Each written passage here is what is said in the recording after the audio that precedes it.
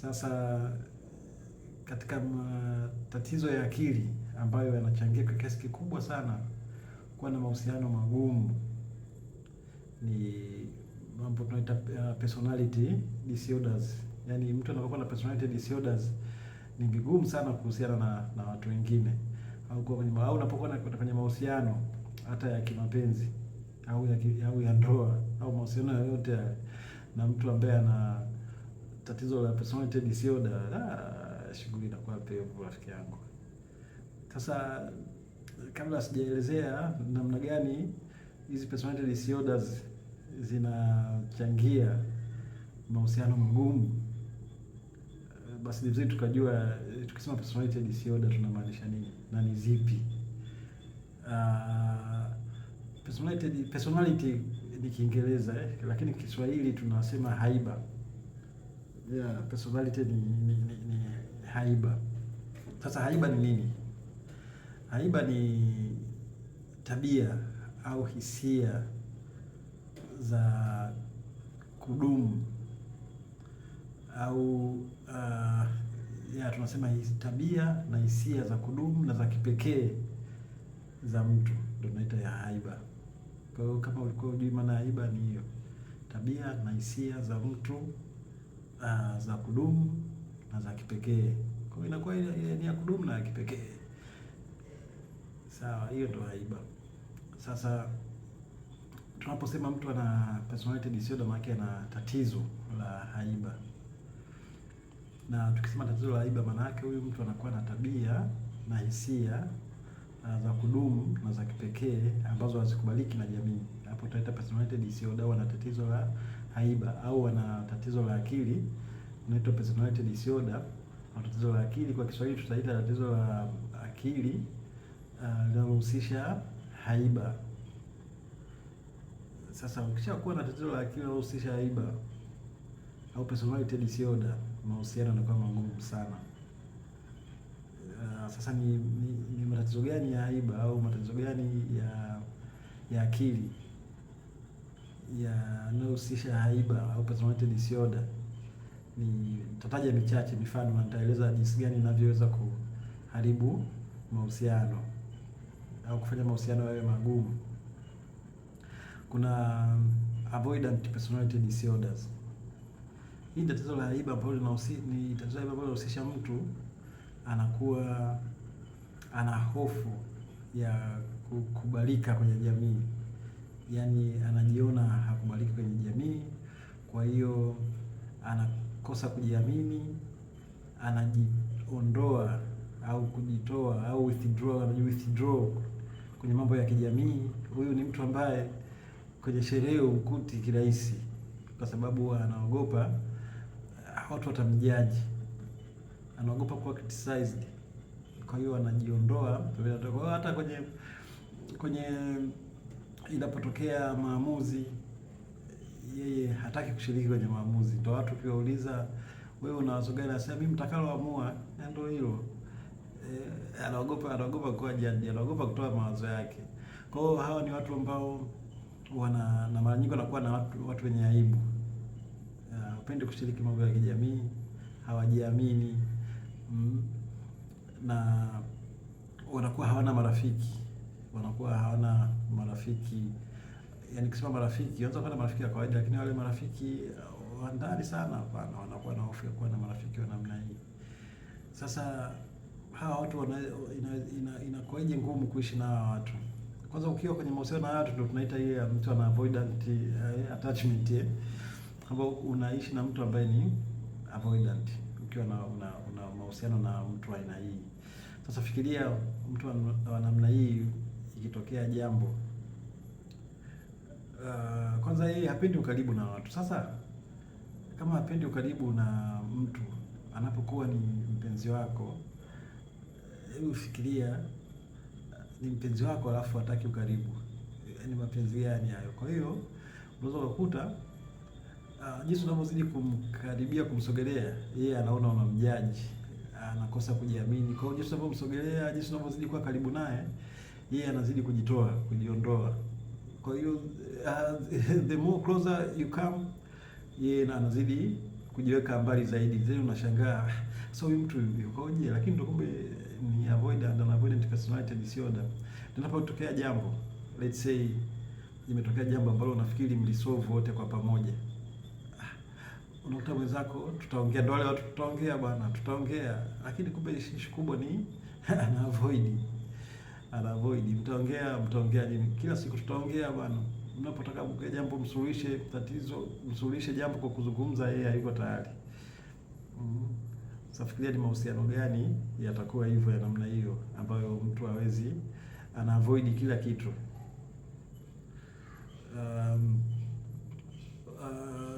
Tatizo lingine la haiba tunaita narcissistic personality disorder.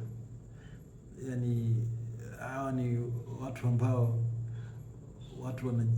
wanajikubali sana, wanajikubali mno, wana majigambo, grandiose, tunaita wana grandiosity, wanajikubali, hawataki kuwa criticized hata kidogo, yani hawataki kupingwa. Unampingaje yani? Wewe ni nani mpaka umpinge?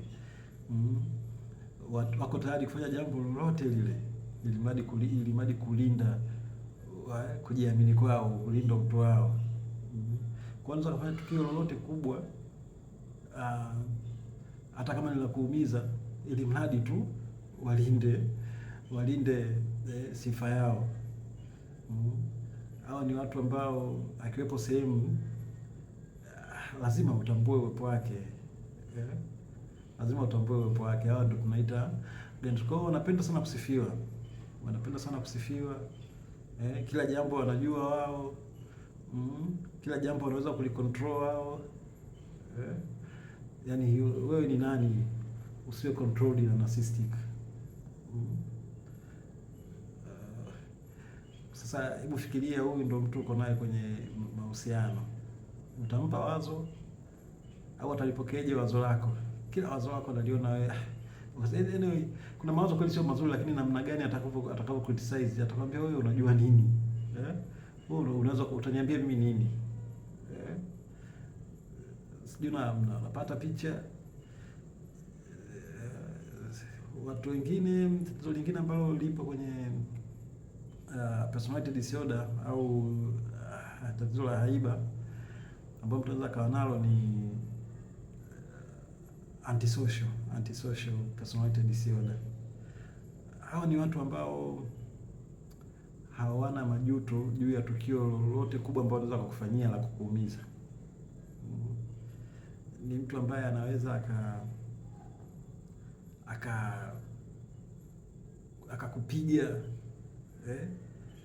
na bila sababu ya msingi, na mazingira ambayo ni magumu, hata kama ni kazini, kama ni nyumbani, na asione shida, akakuumiza na asione shida, akaona sawa tu.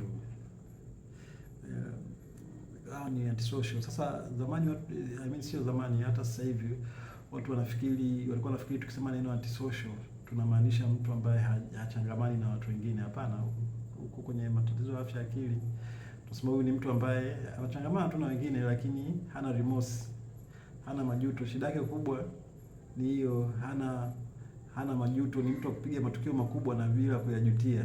Hao ni shida.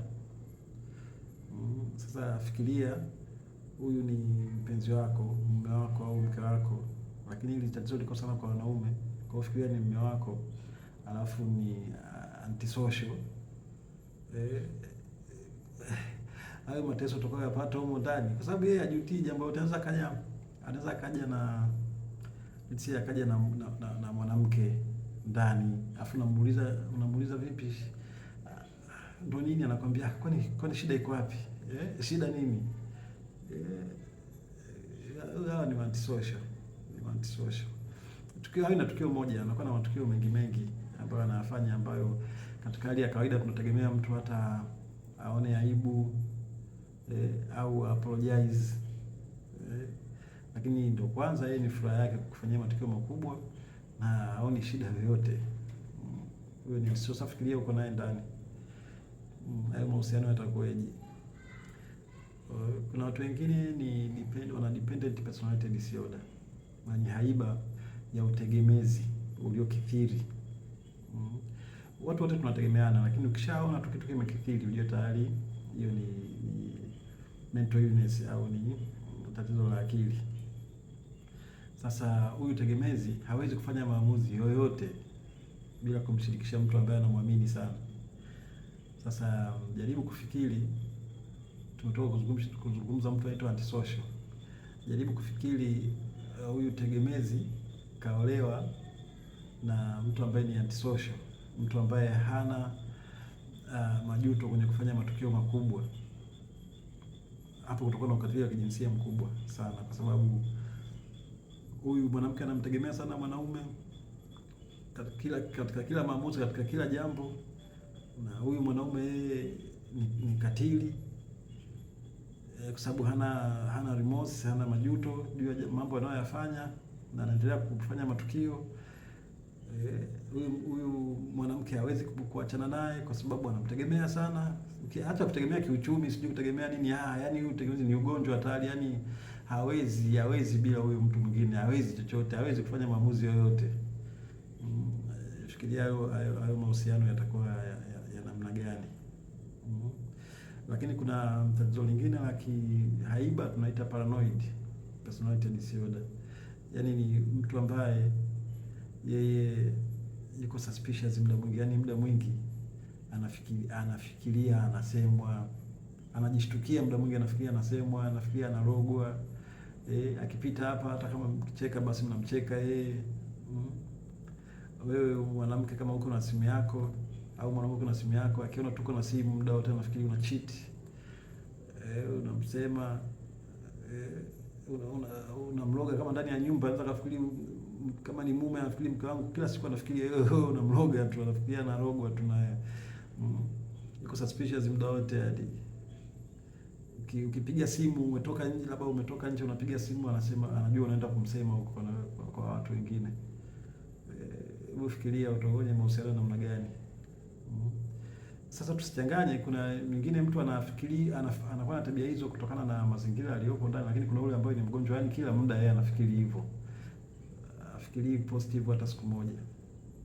Sasa kuna mahusiano ambayo ni interesting kidogo. Kuna jambo moja ambalo liko nje ya hizo personality disorder. Kwa mfano kuna mtu anaitwa kuna mahusiano yanaitwa anxious attachment, yani mtu ambaye ana wasiwasi muda mwingi kwenye mahusiano. Ukiacha hiyo paranoid niliyozungumzia, ni mtu anxious attachment ni mtu ambaye yeye yuko na mpenzi wake na kila muda anamfikiria mpenzi wake, kila muda, yani anafanya kila jambo iwezekanalo ili kumlinda huyo mpenzi wake au mwenza wake, kwa sababu anakuwa na hofu ya kuachwa, hofu ya kutengwa, hofu yani yuko tayari kufanya kila jambo ili kuweza kulinda mahusiano kwa sababu ya hofu ya mahusiano, tunaita anxious attachment. Sasa hii anxious attachment bwana is very interesting. Kwanza ni ugonjwa kwa sababu haiwezekani mtu kila saa unamwaza mtu kila muda, alafu kila muda akikuandikia message asipo kujibu ndani ya dakika moja unaanza kufikiria au anataka kuniacha au anataka anaongea na anataka kumchukua mtu mwingine. Hiyo tunaita anxious attachment. Yani ni ushaikuwa kwenye mahusiano ambayo mtu mpaka inakera, yani kila muda uko wapi? Kila muda mbona umechelewa kunijibu message, mbona umechelewa kurudi nyumbani, hapo umechelewa dakika moja, maybe labda umechelewa kidogo tu hivyo.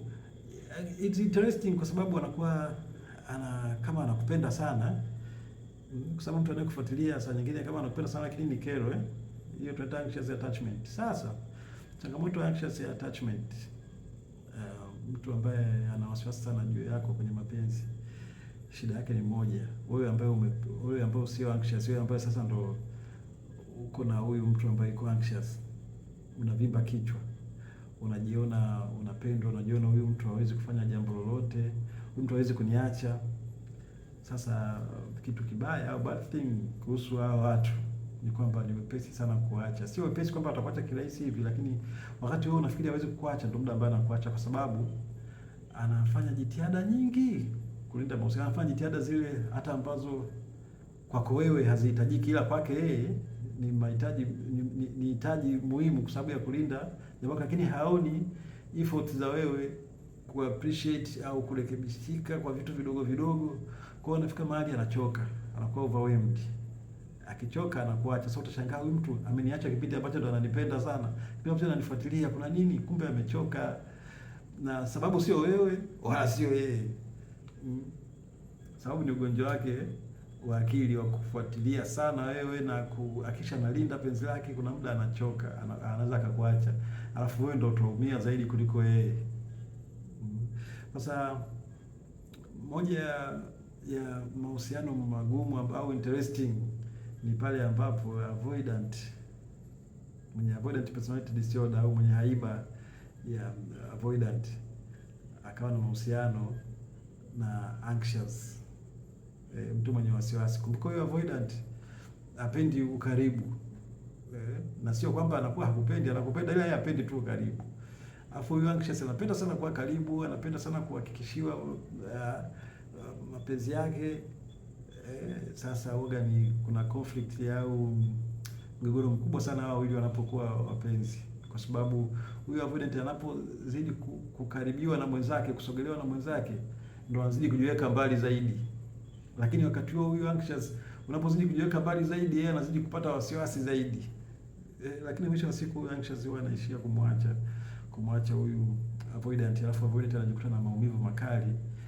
Ingawa wengine wanafikiri kwa tabia za avoidant, wengine wanafikiri huyu avoidant hapendi au ana hisia za kupenda. Hapana, ana hisia za kupenda, ila hawezi kujisogeza, kujiweka karibu. Sasa anakuta anxious amemwacha avoidant kwa sababu yuko overwhelmed, anaona huyu mtu yuko karibu, lakini huyu mtu avoidant hapendi ukaribu, ila sio kwamba hampendi huyu mtu mwingine. Kwa hiyo it's so interesting. Kwa nini nimefundisha, wakati nafundisha premarital health check, kwamba yale vipimo muhimu vya kufanya kabla wanandoa hawajaoana, nilisema nitazungumzia kidogo kuhusu afya ya akili kwenye mahusiano. Sasa ni vizuri kama hujaingia kwenye mahusiano, ni vizuri ukamjua huyu mtu, au hata kama umeshaingia ni vizuri ukamjua, then ukamsaidia kuishi naye, au ukajua kama ukishajua huyu mtu ni avoidant, mpe space, mwache endelee na mishe zake, basi mtaendelea as long haathiri vitu vingine. Lakini sio rahisi kutokuathiri vitu vingine, kwa sababu unapotokea conflict mtu anahitaji mkae mzungumze. Lakini ukiwa na hii awareness kabla hujaingia kwenye ndoa au kwenye mahusiano, ni vizuri ukamjua mtu kwa kiasi, then ukajua uingie hivyo. Let's say umegundua mtu ni avoidant, umegundua mtu ni paranoid, umegundua mtu ni independent, then utajua uishi naye vipi, au uweze kukaa pembeni mapema, au kama kwenye ndoa unajua unaishi naye vipi. Kwa hiyo ni namna ambavyo tatizo la afya ya akili linaweza kusababisha mahusiano kuwa magumu. Kwa hiyo hii inatukumbusha kwamba tunaposema afya ya akili, mtu ana tatizo la akili, hatumaanishi kwamba mtu anapata makopo anaongea peke yake. Lakini ukiwa hata na hizi personality disorder zitaja, uokote makopo, ongee peke yako, lakini au hauko down kwamba una mawazo sana, lakini ni matatizo ya afya ya akili. Afya ya akili, tatizo la afya ya akili, tatizo la akili, sio lazima uokote makopo. Asante.